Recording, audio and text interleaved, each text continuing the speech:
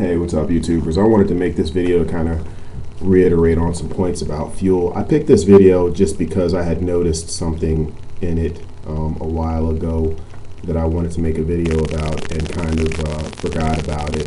And then when I was watching the video again, I remembered.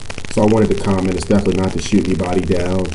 I think that I'm going to make certain points that's going to explain why shops do it this way. But at the same time, as you know, a regular everyday racer, street guy that might buy a 55-gallon barrel of fuel to have race gas at my house, the problem is that I don't go through gas as fast as the shop does.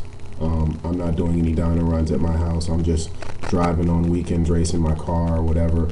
So I go through a barrel a lot slower. So I have to be much more careful just because my fuel sits around that it doesn't get contaminated. I want to make this video because I feel like a lot of people feel like they're buying bad batches of fuel when they're not actually buying bad batches of fuel. They're actually just, probably storing it improperly. So I kind of wanted to touch on that. When you're buying these steel barrels of fuel, the chemical agents within the fuel make the fuel highly hygroscopic, which means that the fuels take in moisture, and moisture is just water.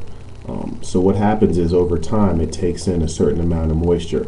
By putting those barrels on the ground, like on a concrete surface where the temperatures change rapidly back and forth, that just creates more of a moisturous effect. What you want to do is you want to actually elevate the barrels. You want to get them off the ground. You want to stabilize the temperature. In places where it gets really cold, you may have 60 degrees one day and it may be 30 the next. Those are the places where you're going to get your most contamination. So what I do is, where I come from, I take a piece of carpet cut to size and I actually wrap it around the barrel and I tie it off. I actually put cardboard underneath my pallets to actually shield the cold air in between the pallets to try to minimize on as much moisture coming through as possible. And this helps a lot, especially when my fuel's sitting for some time. I found that it's just been a lot more consistent. People might wonder, oh, how'd you learn that? Well, I used to do RC back in the day, and a lot of the old time RC guys would tell you never keep your fuel on the ground, and you'd ask why, and they'd explain it to you if you ask questions. So that's kind of where I learned that. Nitromethane is highly hygroscopic. If you look up some of your fuels, you'll find that some fuels are a lot more hygroscopic than others. I'll give you an example. E85 is considered highly hygroscopic. Some fuels are just considered hygroscopic, which means they don't take in as much water as rapidly.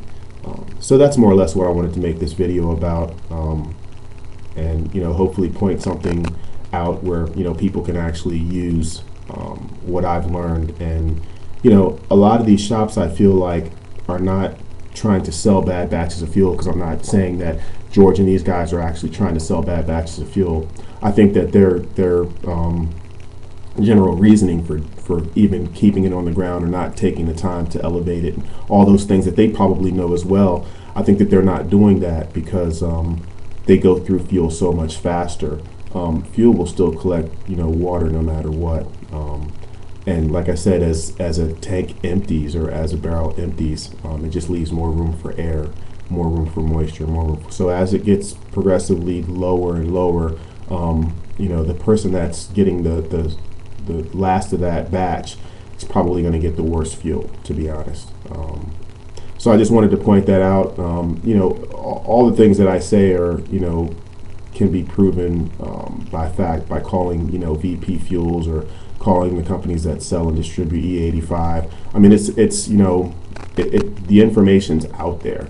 A lot of people just maybe have forgotten, or whatever the case may be. Like I said, just because they go through fuel so much faster, by doing dyno runs and things of that nature, that it's not necessarily a concern. But when you actually are getting bad batches of fuel, it's for the reasons that I stated. So I hope this information helps a lot of the guys that are just buying barrels of fuel to keep around the house and stuff like that, so they have a kind of a better understanding of it.